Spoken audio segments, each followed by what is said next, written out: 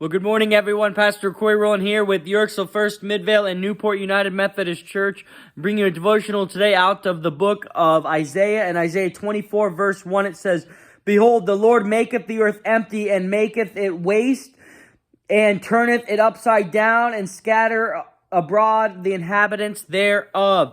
And so this is one of the many prophecies of the judgment of God that is being brought against not only the people of Israel, but the earth, and talking about all the things that God will do. And so here we have a different verse from a lot of the verses we're used to seeing, especially in the Psalms. It talks about God, the God of abundance, or the God who supplies. We have verses in the Bible where God commands people to be fruitful and multiply. But in verse 1 of Isaiah 24, it's talking about the exact opposite. It says, He is the one who makes the earth empty. He is the one that makes it waste, turning it upside down, and scattering it in the inhabitants abroad.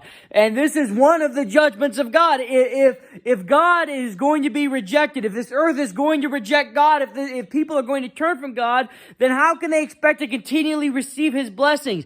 God is the one who sustains everything. In fact, the Bible tells us that everything is made through Jesus and nothing was made apart from Him, that He is the one that sustains and upholds anything and everything. And so if the people are going to turn from God, if they're going to reject Him, then how can they expect to be sustained? How can this earth expect to continually receive the blessings if it's all made through Jesus and sustained through Jesus? You see, we like to focus so much today on tragedies and natural disasters, which I'm not saying we shouldn't focus on them, but we put so much of our effort into curbing climate change and trying to preserve our world and trying to, sustain creation and trying to be good stewards of the earth.